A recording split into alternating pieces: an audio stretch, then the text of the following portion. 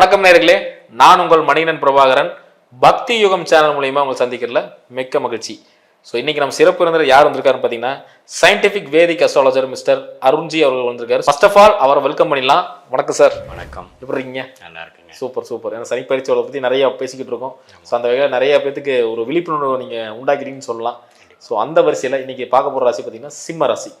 So சிம்ம ராசின்னு சொல்லும் போதே ஒரு கெத்து அப்படின்னு சொல்லலாம். சிம்மராசிக்கு என்னப்பா அப்படி ஒரு ஒரு ஜெயின்ஜாட்டிக்காக இருப்பாங்கன்னு சொன்னால் அவங்களுக்கே வந்து அஷ்டமச்சனி நடக்க போகுது. ஸோ ஒரு மாதிரி ஒரு பீதியாக தான் இருக்கிறாங்க. ஏன்னா ஒரு ஜென்ம விரோதின்னு சொல்லலாம் இல்லைங்களா சார்? சனிங்க போன 2.5 வருஷமே பார்த்தீங்கன்னா கண்டகச்சனி. ஆல்ரெடி கண்டகச்சனியை அனுபவிச்சுட்டு தான் இப்போ அஷ்டமச்சனிக்கு வந்திருக்காங்க. கரெக்ட். ஸோ ஆல்ரெடி நிறைய ஃபினான்ஸ் ரீதியாகவும் வீட்டில் இருக்க மிஸ்ஸஸ் ரீதியாகவும் ஒரு அதே மாதிரி பார்ட்னர்ஷிப் ரீதியாகவும் கொஞ்சம் அவதைகள் பட்டாங்க. அந்த வகையில் இப்போ 8ஆம் இடத்துல வரக்கூடிய சனி அஷ்டமச்சனி எந்த மாதிரி பலன்கள் தரப்போறாரு, அதே மாதிரி பார்த்தீங்கன்னா இந்த 6 மாதம் நீங்கள் பயிற்சியாக இருக்கிறீங்க, ஒரு 6 மாதம் இருக்குங்க, அதுக்கு முன்னாடி இந்த 6 மாதம் என்னென்ன மாதிரி பலன்கள் இருக்க போகுது அப்படிங்கிற விஷயத்தை சொல்லிடுங்க. கண்டிப்பாக. இப்போ பார்த்தீங்கன்னா சிம்மராசி வந்து நீங்கள் சொன்ன மாதிரி சூரியன் வீட்டில் இருக்கக்கூடிய சந்திரன் யார் பிறக்கிறாங்களோ அந்த அடிப்படையில் சிம்மராசி வருகிறது. இப்போ சிம்மராசிக்கு சனி பயிற்சி அதிகமாக பாதிக்கும். சனி ராசிகளாகிய கும்பராசியாகவும் மகர ராசிக்கு பாதிக்காது அப்படிங்கிறதுலாம் தவறான கருத்து. சனிங்கிறவர் எப்பவுமே எல்லாத்துக்கும் ஒரு சனி தான், புரியுதுங்களா? அது ஈவன் மிதுன ராசி கன்னி ராசிக்கெலாம் சனி யோகஸ்தானாதிபதி ராஜயோகாதிபதியாக வந்தாலும் பாதிப்பு தான். இதில் என்னென்னா 8ஆம் இடத்துல மீனத்தில் தான் போகிறாரு. குருவோட வீட்டுக்கு போகிறப்போ பெரிய பாதிப்புகள் இருக்காது. அதே சமயத்தில் பார்த்தீங்கன்னா இப்போது 7ஆம் இடத்துல இதுவரை 2023-24 ராசியை பார்த்துட்டு இருந்தார். அந்த 7ஆம் இடம் என்று சொல்லப்படுகிறது நண்பர்கள், பங்குதாரர்கள், வீட்டில் கணவனாக இருந்தால் மனைவி, மனைவியாக இருந்தால் கணவர். ஸோ வாழ்க்கையில் அன்றாட நம்ம மீட் பண்ணுறோம் இல்லைங்களா? பார்ட்னர்ஷிப் வருங்களா சார்? பார்ட்னர்ஷிப், பங்குதாரர்கள், இது எல்லாத்தையும் குறிக்கக்கூடியதில் சில ஆக்டிவிட்டி கொடுத்துட்டு இருந்தார் கடந்த 2 வருஷமாக. பார்த்தீங்கன்னா சிம்மராசிக்காரங்களுக்கு என்ன ஒரு தசாபுக்திகள் போயிருந்தாலும் இந்த ஆக்டிவிட்டி கொஞ்சம் வேலை செஞ்சுட்டு இருந்திருக்கும். எப்படின்னா நண்பர்கள், இந்த மாதிரி குடும்பத்தில் விஷயங்கள் கொஞ்சம் அப் அண்ட் டவுன் போயிட்டு இருந்திருக்கும். இப்போ பார்த்தீங்கன்னா அந்த இடத்துலேருந்து விலகி 8ஆம் இடம் என்று சொல்லப்படுகிற ஆயுசு பாவம், ஒரு பிரச்சனைக்குரிய பாவம், எல்லாமே ஒரு இழுபறியாக போகக்கூடிய பாவம், லக்னம் ஒளி உழுகாத பாவத்துக்கு 8ஆம் இடத்துக்கு போகுது. ஸோ அப்படிங்கிறப்ப என்ன ஆகும்? அஷ்டமி சனினா ஏன் பயந்துக்கிறாங்க அப்படின்னா, அந்த 8ஆம் இடம்ங்கிறது என்ன? ஆயுசு கண்டம். அப்படிங்கிறப்போ அந்த கண்டத்துக்கு நிகரான சில விஷயங்கள் நடத்திக்கூடிய அமைப்புகள் உண்டு. தசாபுக்திகள் கொஞ்சம் சுமாரான தசாபுக்திகள் போகுது, ஒரு ஹெல்த் இஷ்யூஸு அது சம்மந்தப்பட்ட தசைகள்லாம் போகுது அப்படின்னா இந்த நேரத்தில் தான் நம்ம ஆப்ரேஷன் பண்ணணும், ஒரு ட்ரீட்மெண்ட் பண்ணணும், வயிற்றில் ஒரு கத்தி வைக்கணும், அது மாதிரி சில இதெல்லாம் கொடுத்துருவார். ஏன்னா 8ஆம் இடம் என்று சொல்லப்படுகிற அந்த உடல் உபாதை பிரச்சனை, விபத்து, அவமானம், வம்பு வழக்கு, அவமானம், அசிங்கம், கேவலம், இது எல்லாத்தையும் கொடுக்கக்கூடிய பாவம் தான் 8ஆம் பாவம். அதில் ஒரு பாவகிரகம் என்று சொல்லப்படுகிற சனி போகிறார். குரு போகல, சனி தான் போகிறார். ஸோ அப்படிங்கிறப்ப அந்த விஷயத்தை ஆக்டிவேட் பண்ணி நெகட்டிவான விஷயங்கள்லாம் கொடுக்கறதுக்கு வாய்ப்பு இருக்குது. ஸோ அப்படின்னா என்னென்னா, பொதுவான ஒரு அஷ்டம சனி ஒருத்தர் ஜாதகம் பார்க்க வராங்க, ஒரு புதிய முயற்சின்னு எடுக்கலான் இருக்கேன், நான் வேலையில் இருக்கேன், இப்போ வேலையை விட்டுட்டு ஒரு கம்பெனி ஆரம்பிக்கலான் இருக்கேன் அப்படின்னாங்கன்னா ஒரு 2.5 வருஷம் போகட்டும்னு நான் சொல்லுவேன்.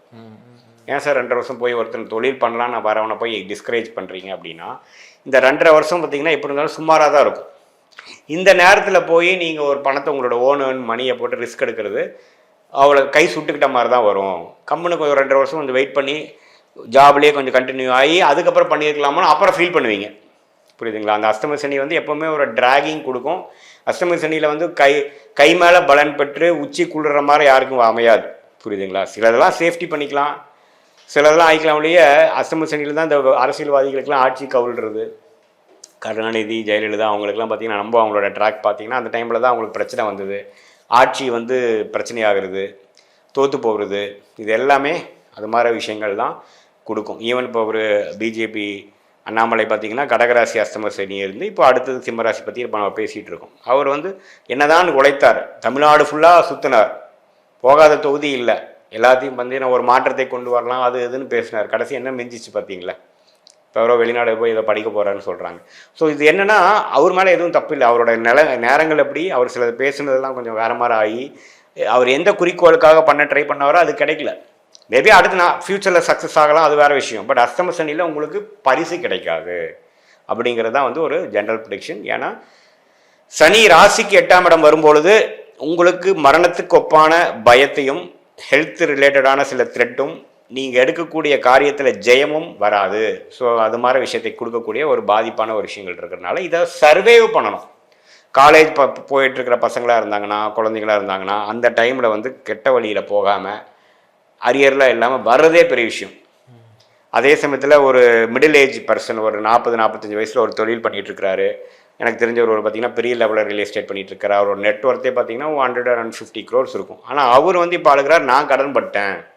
என்ன சார் உங்களுக்குலாம் என்ன சார் கடன்? ஏதோ ஒரு பிட் ஆஃப் லேண்ட் விற்றிங்கனாவே முடிச்சிடலான்னா எவனும் வாங்க மாட்டேங்கிறான், அகலக்கால் வச்சு மாட்டிட்டேன், இப்போ என்னால் ஆன்சர் பண்ண முடியல ஃபினான்ஷியர்ஸ் கிட்ட அப்படின்னு சொல்கிறாங்க. ஸோ எப்பேற்பட்ட குபேரனாக இருந்தாலும் அஷ்டம சனியில் பாதிப்பு கொடுத்துருவார், அவன் லெவலுக்கு கொடுத்துருவார். ஆனால் எனக்கு ஒரு டவுட் சார், இப்போ 8ஆம் இடம் சொன்னீங்க, ஆக்சுவலாக 8ஆம் இடங்கிறது புதையலும் சொல்லுவாங்க, லாட்ரி யோகம்னு சொல்லுவாங்க. ஸோ அங்கே இப்போ சனி இருக்குன்னா இவங்களுக்கு அந்த யோகம் கிடைக்குமா? இதில் தான் என்ன வருதுன்னா அந்த ஒளி தத்துவங்கிறது நீங்கள் புரிஞ்சுக்கணும். இப்போ வந்து அஷ்டமத்தில் குரு போயிருக்கிறாரு, அஷ்டமத்தில் வந்து சந்திரன், பௌர்ணமி சந்திரன் இருக்காரு, அஷ்டமத்தில் வந்து ஒரு உச்ச சுக்கிரன் இருக்காரு. சுப கிரகம் இருந்தாருன்னா நீங்கள் சொல்கிற அந்த 8ஆம் வீட்டோட சுப விஷயங்கள் வேலை செய்யும். எப்பவுமே ஒரு பாவத்தோட சுப விஷயம் வேலை செய்தா, ஒரு பாவத்தோட பாவ விஷயம் வேலை செய்தாங்கிறது அந்த இடத்துல இருக்கக்கூடிய கிரகத்தை வச்சு சுப கிரகமா பாவ கிரகமா, சுபத்துவம் அங்கே வருதா பாவத்துவம் வருதா, திருட்பலம் எந்த அளவுக்கு இருக்கு, ஒளி இருக்குதா ஒளி இல்லையான்னு வச்சு தானே கர்மா செயல்படுகிறது. ஸோ அந்த அடிப்படையில் பார்த்தீங்கன்னா சனி எங்கே ஒளி கொடுக்குறாரு அதை. ஆமாம், அதனால வந்து குரு உங்களுக்கு வந்து குரு பயிற்சி ஆகிறதும் பார்த்தீங்கன்னா உங்களுக்கு மிதுனத்துக்கு தான் குரு போறாரு, மீனத்தை குரு பார்க்க போறது இல்லை. புரியுதுங்களா? ஸோ அந்த அடிப்படையில் பார்த்தீங்கன்னா சனி தனித்து தான் இருக்க போகிறார். அப்புறம் இன்னொன்று தெரிஞ்சுக்கணும், இருக்கிற வீட்டை கெடுக்கக்கூடிய ஒரு கிரகம் சனி. ஸோ அப்படிங்கிறப்ப மீனங்கிறது ஃபினான்ஷியல் செக்டாரு, பொருளாதாரம், ஆன்மீகம், இது மாதிரி குருவின் விஷயங்கள்லாம் இருக்கு இல்லைங்களா? குருமார் போல செயல்படுறது, சொல்லிக் கொடுக்கும் வேலை, அதெல்லாம் இருக்கும். ஈவன் குருவோட வீடாகிய மீனத்துக்கு சனி போகிறப்போ ஷேர் மார்க்கெட் எல்லாமே இந்த அளவுக்கு வேகமாக இப்போ கடந்த 1 வருஷம் 2 வருஷமாக வேகமாக போயிட்டுருக்கு. அந்த விஷயங்கள்லாம் கொஞ்சம் குறைபடலாம். ஏன்னா குருவோட வீட்டுக்குள்ளேயே ஒரு பாவகிரகம் என்று சொல்லப்படுகிற சனி போறார். ஸோ அந்த விஷயத்தெல்லாம் கொஞ்சம் கம்மி பண்ணுவார். ஆக்சுவலா இவங்களே 6-8 தானே சார்? 6-8 தானுங்க. யாரும் சிம்மமும் மீனமும். ஆமா, இதுவே 6-8 தான் இருக்கு. 6-8ங்கிறப்போ உங்களுக்கு அந்த 8ஆம் இடத்துல குரு அந்த சனி போகும் பொழுது கண்டிப்பாக இருக்கும். பட் இதுல என்ன நீங்க தெரிஞ்சுக்கணும்னா, உங்களுக்கு சனி திசை நடந்ததுன்னா நான் சொல்ற பலன் கொஞ்சம் அதிகமாக வேலை செய்யும். சனி திசை நடக்கலை அப்படின்னா வேலை செய்யாது. என்னன்னா கோச்சாரங்கிற இந்த சாஸ்திரம், இந்த டிரான்சிட் அஸ்ட்ராலஜின்னு நீங்கள் இங்கிலீஷில் சொல்கிறது வந்து எப்படி வேலை செய்யுதுன்னா, உங்களுடைய தசநாதனும் புக்திநாதனும் வைத்து தான் வேலை செய்யுது. இப்போ உங்களுக்கு வந்து லக்ன அடிப்படையில் உங்களுடைய நீங்கள் என்ன நட்சத்திரத்தில் பிறந்திருக்கீங்க? நானுங்களா? உத்திரட்டாதி நட்சத்திரம், மீனராசி. சரி, இப்போது உத்திரட்டாதி நட்சத்திரங்கிறப்போ சனி திசை தான் முதல் திசை, அதுக்கப்புறம் புதன் திசை, கேது திசை, சுக்கிர திசை. இப்போது நீங்கள் உங்களுக்கு வந்து எந்த திசை போயிட்டு இருக்குது, அந்த திசை தகுந்த மாதிரி தான் உங்களுக்கு பலன்கள் வரும். அந்த கேது திசை தான் உங்களுக்கு போயிட்டு இருக்கு அப்படின்னா, அப்போ கேது எங்கே இருக்கார்? கேது சிம்மத்துக்கு 2ஆம் இடத்துல இருக்கார். இப்போ கேது வந்து 2025க்கு அப்புறம் ராசிக்குள்ளேயே வரார். புரியுதுங்களா? அந்த தாக்கங்கள் தான் அதிகமாக வேலை செய்யும் போது அந்த அஷ்டம சனி தாக்கம் 50% தான் வேலை செய்யும். ஸோ என்ன தசை நடக்குதோ அந்த தசையோட பயிற்சி தான் உங்களுக்கு வேலை செய்யும். ஸோ 30 வயசுக்குள்ள இருக்கிற சிம்மராசி, 30 வயதுக்கு மேலே இருக்கிற சிம்மராசி, ஸோ இவங்க 2 பேருமே எந்த விஷயத்துல ரொம்ப கவனமாக இருக்கும்? 30 வயசுக்குள்ளே இருக்கக்கூடிய சிம்மராசிகள் முதல் சுற்றுக்குள்ளே போகிறவங்க பார்த்தீங்கன்னா, இதுவரை அவங்க யாரையும் நம்பி வந்து செயல்படக்கூடாது. இப்போ ஃபார் எக்ஸாம்பிள் நான் வந்து ஒருத்தருக்கு பார்த்தீங்க இதே மாதிரி யங்ஸ்டர்ஸு ஒரு கவர்மெண்ட் ஜாபுக்கு ஏதோ ஒரு கொடுக்குறேன்ட்டு ஒரு 2 lakhs கொடுத்தீங்கன்னா அவங்க வாங்கி கொடுத்துருவாங்க.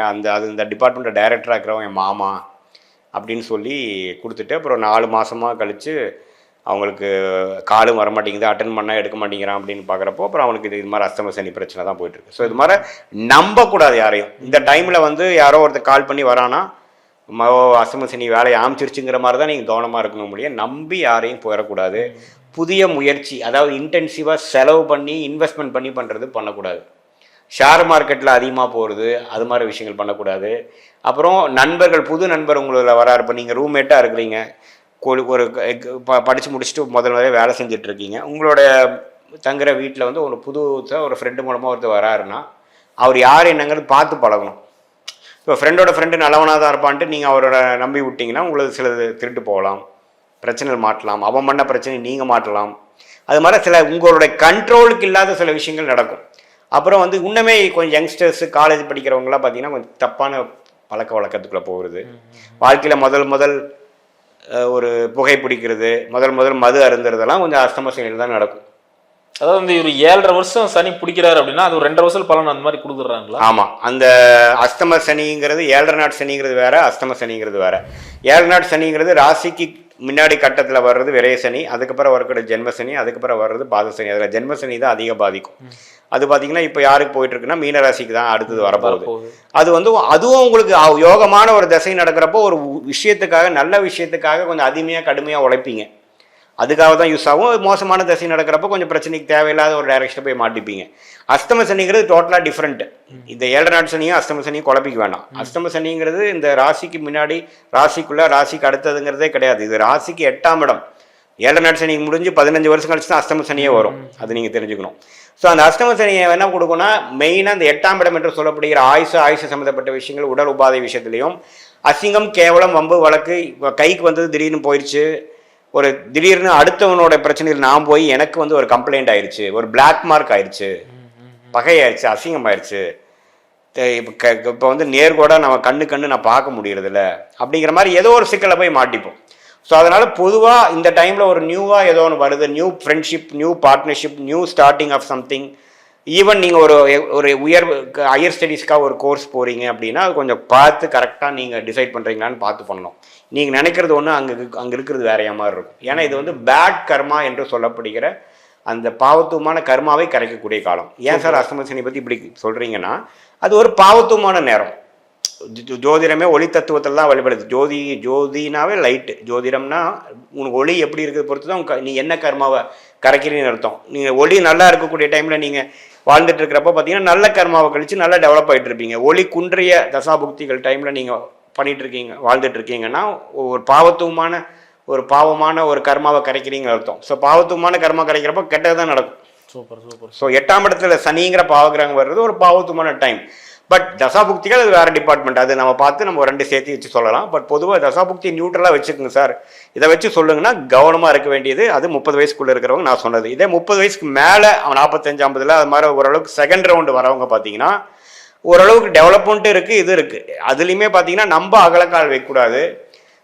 ஹெல்த் இஷ்யூஸு, அப்புறம் உங்களுடைய ட்ராவல் விஷயத்துலலாம் போய் கொஞ்சம் பார்த்துருக்கிறது, ஆல்ரெடி ஒரு அதிக ஆசைப்படக்கூடாது. எப்பவுமே அஸ்தம சனி வரப்போ ஆசைப்படக்கூடாது. சரி இப்போ ஒரு அருமையாக ஒரு ஆப்பர்ச்சுனிட்டி வருது, இதை படிச்சோம்னா ஜாக் பாட்டு தான், ஒரு கல்ல 2 மாங்கு அடிக்கலாம். ஆல்ரெடி நம்ம பண்ணுற பிஸ்னஸில் இந்த ஸ்கேலில் பண்ணால் தான் ப்ராஃபிட்டு, இந்த ஸ்கேலில் பண்ணால் ப்ராஃபிட் கிடைக்காது அப்படிங்கிற ஸ்கேல் இன்க்ரீஸ் பண்ணுறதுக்காகவே டேர்ன் ஓவர் இன்க்ரீஸ் பண்ணுறதுக்கு லோன் போவாங்க. ஏன்னா ஃபெசிலிட்டி இவ்வளோ தான், இந்த ஃபெசிலிட்டி இந்த ஓவர் ஹெட் தான், இந்த ஓவர் ஹெட் வச்சு மாற்ற முடியாது. அதான் நீங்கள் சொன்ன மாதிரி லோன் எடுக்கக்கூடாதா? ஆமாம், இந்த டைமில் லோன் எடுக்கிறது பார்த்தீங்கன்னா அந்த லோனை மூடுறதுக்குள்ளே போதும் ஆயிரும். இப்போ நாங்கள் இன்னொரு நண்பர் ஒருத்தர் இருக்காரு, ஸோ அவருக்கு நம்ம போய் ஜாமீன் கையெழுத்துல போடலாமா? இந்த டைம்ல எல்லாம் போட்டிங்கன்னா அந்த நண்பர் ஜாமீன் கையெழுத்து போட்டதுக்கப்புறம் அவன் ஃபோனே எடுக்க மாட்டார். ஆமாம், ஏன்னா அது வந்து அதுதான் இந்த மாதிரி டைமுங்கிறதுங்க. அது வந்து மீன வீட்டில் குருவோட வீட்டில் சனி போனாலும் சனி 8ஆம் வீட்டு வேலையை செய்யும். புரியுதுங்களா? ஸோ அதனால தான் வந்து ஆயுசுக்கு மட்டும் நல்லது, வேற மற்றதுக்கு எல்லாமே ஒரு நெகட்டிவ் தான். இந்த 8ஆம் சொன்னீங்க, ஒரு அசிங்கம் அவமானம்லாம் வரும்னு சொன்னீங்க. ஆக்சுவலாக சிம்ம ராசியை வந்து ஒரு கெத்தான ராசின்னு சொல்லுவாங்க. ஸோ ரொம்ப தன்மானத்துக்கு உயர்ந்த ராசிம்பாங்க. ஒரு நம்மளுக்கு ஒரு 10 லட்ச ரூபா வாங்கியிருக்காங்க அப்படின்னு கடன் இருக்கு அப்படின்னு சொன்னாலும் இப்போ 10 லட்சம் கேட்டா உடனே இருந்தா செக் போட்டு கையில கொடுத்துறது, கேட்கறவள வச்சுக்கூடாது, போனோட வச்சுக்கோங்க. அந்த மாதிரி கௌரவமா இருக்கக்கூடிய ஒரு ராசின்னு சொல்லுவாங்க. இப்போ 8ஆம் இடம் பாதிக்கப்படுதுன்னா அப்ப அந்த அளவுக்கு பிரச்சனை வருங்களா? ஆமா, அந்த அளவுக்கு பிரச்சனை வரப்போ அவங்க அது மாதிரி முதல் மாதிரி ராயலா பழைய வளம் வர்றதுல கொஞ்சம் பிரச்சனை வரும். அவங்க ராயல் நீங்க சொன்னீங்க, கண்டிப்பா ராயல் தான். சிம்ம ராசி வந்து சூரியன்ல இருக்கக்கூடிய, அது சந்திரன் வந்து ஒளி பொருந்திய சந்திரனாக ஒரு பௌர்ணமிக்கு பக்கத்தில் பிறந்தது பார்த்தீங்கன்னா உண்மையிலேயே ராயல் திங்கிங்காக தான் இருக்கும். அடுத்தவங்க கேள்வி கேட்குற மாதிரிலாம் வச்சுக்க மாட்டாங்க. அப்படி அவங்களுக்கே வந்து கேள்வி கேட்குற மாதிரி சில விஷயங்கள் கொஸ்டின் கொடுத்துரும். ஸோ எகெயின் அதெல்லாம் சொல்கிறேன், இந்த டைமில் ஒரு ஈவன் ஒரு மேரேஜ் மேட்சிங்க்கு ஒரு வருது, மாப்பிள்ளையோட ஜாதகம், பையனோட ஜாதகம், பொண்ணோட ஜாதகம்லாம் வந்ததுன்னா கொஞ்சம் இந்த அஷ்டம சனி போயிட்டுருக்குங்க. அஷ்டம சனி முடிஞ்சதுக்கப்புறம் தான் நீங்கள் இதை பார்க்கணுமாங்க. இல்லை அதுக்குள்ளே என் பொண்ணுக்கு லேட் ஆயிருங்களேன்னா அதுக்கப்புறம் அவர் அவைலபிளாக இருந்தாருன்னா பாருங்க, இல்லைன்னா வேறு மாப்பிள்ளையை பாருங்கன்னு தான் சொல்லுவேன். ஸோ ஃப்ராங்காக உடச்சிடுறீங்க. ஆமாம் ஆமாம், ஏன்னா அது ஒரு 1000 காலத்து பயிர் என்று சொல்லப்படுகிற அந்த கல்யாண விஷயத்தை நீங்கள் இந்த டைமில் பண்ணுறீங்க. ஏன்னா அது அவன் வேற ஏதோ நினச்சிட்டு கல்யாணம் பண்ணுவாப்புல, இந்த பொண்ணு இப்படி தான் அவர் ஒரு கணக்கு போட்டு பண்ணுவாப்புல. அது கல்யாணம் ஆனதுக்கப்புறம் அந்த கணக்கு தப்புன்னு அவருக்கு ஃபீல் ஆகும். ஃபீல் ஆனதுக்கப்புறம் அவர் பேட் பிஹேவியர் கொடுப்பார். ஆனா நார்மலாவே இவங்களுக்கு ஒரு 7ஆம் பாவம் அடி தானே சார் எப்பவுமே சிம்மராசிக்கு? 7ஆம் பாவங்கிறது கண்டிப்பா அது சில இடத்துல நல்லா இருந்தாதான் நல்லது. 3ஆம் இடத்துல மறைந்து உச்சம் பெறணும். இப்போது சனி பார்த்தீங்கன்னா துலாமில் உச்சம் பெறுறார் 7ஆம் வீட்டு அதிபதி. 3ஆம் இடத்துல இருக்கிறது நல்லது, அல்லது சுக்கிரனோட வீட்டில் 10ஆம் வீட்டில் இருக்கிறது நல்லது. என்னதான் இருந்தாலும் குரு பார்வை சனி பெற்று விட்டார் என்றால் ஒரு சுக்கிரனோ குருவோ ஒரு பௌர்ணமி சந்திரனோ ஒரு புதனோட தாக்கத்தில் அந்த 7ஆம் இடத்து சனி வந்து பெறும் பொழுது கொஞ்சம் பிரச்சனை இருக்காது. நீ இல்லை அவர் போய் மேஷத்தில் நீச்சமாக இருக்கிறாரு அல்லது கும்பத்திலேயே ஆட்சி பலத்தோடு இருக்கிறாரு, என்னதான் 7ஆம் இடத்துல திக்பலம் பெற்றாலும் அது வந்து பிரச்சனை தான். அது வந்து ஆக்சுவலாக லக்னத்துக்கு வச்சு தான் நீங்கள் பார்க்கணும். ராசி வச்சு பார்க்கும் பொழுது நம்ம 7ஆம் இடம் பார்த்து நம்ம வாழ்க்கை துணையே நமக்கு பிரச்சனை தான் வருங்கிற அளவுக்கு இன்டர்பிரேட் பண்ணிக்க வேண்டாம். நம்ம ராசி பற்றி தான் நம்ம பேசிகிட்டு இருக்கோம். பொதுவாக பார்த்தீங்கன்னா சிம்ம ராசிக்காரர்களுக்கு 7.5 நாட் சனி பாதிக்கிறதோட இந்த அஸ்தம சனி கொஞ்சம் கம்மியாக தான் பாதிக்கும். ஏன்னா 7.5 நாட் சனி வரும்போது ஜென்மத்தில் சிம்மத்துக்குள்ளேயே சனி வரார். உங்கள் ராசிக்குள்ளேயே சனி வந்தால் தானே ஜென்ம சனி. சிம்மத்தில் சனி டிஸ்டர்ப் ஆவார் பயங்கரமாக. ஆனால் இப்போ குருவோட வீட்டில் தான் வந்து சனி வரார். அப்படிங்கிறப்போ ஜென்ம சனி தாக்கத்தில் 50% தான் இருக்கும். அதனால் நம்ம பயப்பட வேண்டியதில்லை. பட் குறிப்பாக ஒரே ஒரு விஷயம் என்னென்னா, புதிய முயற்சிகளுக்கு கவனம் தேவை, புதிய நட்புக்கு கவனம் தேவை, புதிய உறவுகளுக்கு கவனம் தேவை. எல்லா விஷயத்துலையும் ஸ்லோவாக போனாலும் பரவாயில்ல, கீழே போகாமல் இருக்கணும்னு மட்டும் தான் நீங்கள் பார்த்துக்கணும். சூப்பர். அப்புறம் 27க்கு அப்புறம் ஆட்டோமேட்டிக்காக நல்லாயிருக்கும். Super sir, super sir. ஏன்னா அருமையான நீங்கள் சொல்லியிருந்தீங்க. நான் ஏன் இந்த 7ஆம் ஸ்தானத்தை பற்றி பேசுவேன்னா, ஒரு 2 வாரத்துக்கு முன்னாடி பார்த்தீங்கன்னா ஒரு அம்மா வந்து கமெண்ட் போட்டிருந்தாங்க. இவர் வந்து என் ஹஸ்பண்ட் வந்து சிம்ம ராசிங்க, அதாவது ஊருக்கு நல்லவனா இருக்காரு, வீட்டுக்கு வந்து கெட்டவனா இருக்காரு. ஊருக்கு வந்து பேர் சொல்லும் பிள்ளையா இருக்காரு, வீட்டுக்கு வந்து ஒன்றும் பண்ணல, மற்றவங்க எல்லாம் சம்பாதிக்கிறாங்க நல்லா பண்றாங்க, இவர் ஊருக்கே கொடுக்குறாரு. நாங்க போட்டோம் நேச்சர் அதுதாங்க அப்படின்னு போட்டோம். குணாதிசயம் தானேங்க. சூரியன் எப்பவுமே பாத்தீங்கன்னா சூரியன் ஒரு 5 பேர் 6 பேர் கூட இருப்பாங்க, தலைவன் தானே. ஸோ அப்படிங்கிற மாதிரி விஷயம் தான். கண்டிப்பா அது வந்து சிம்மராசிக்கே உள்ள ஒரு தனி குணம் தான். கண்டிப்பா. ஸோ சூப்பரா சொல்லியிருந்தீங்க. ஸோ நிறைவா இருந்தது. ஏன்னா நிறைய பேருக்கு இருந்த டவுட்ஸ் அதுதான், 30 வயசுக்கு முன்னே என்ன பண்ணலாம், 30 வயசுக்கு மேலே இருக்கிறவங்களுக்கு எந்த மாதிரி விஷயங்கள் தாக்கத்தில் வரும் அப்படிங்கிறத சூப்பராக சொல்லியிருந்தீங்க. ஸோ நேயர்களுக்கு இது ரொம்ப பிடிச்சிருக்கு நம்புறேன். ஸோ நேயர்களே மறந்துடாம லைக் அண்ட் ஷேர் பண்ணுங்க, பிடிச்சிருந்தா மறக்காம சப்ஸ்கிரைபும் பண்ணிருங்க. நீங்கள் சப்ஸ்கிரைப் பண்ண தான் நாங்கள் அடுத்தடுத்த வீடியோ வந்து கொஞ்சம் சுவாரஸ்யமாக போட முடியும். இதே மாதிரி இன்னொரு காணொலியில் சந்திக்கும் வரை உங்களிடமிருந்து விடைபெறுவது உங்கள் மணிகண்டன் பிரபாகரன். நன்றி, வணக்கம். வணக்கங்க ஐயா. நன்றி, வணக்கம்.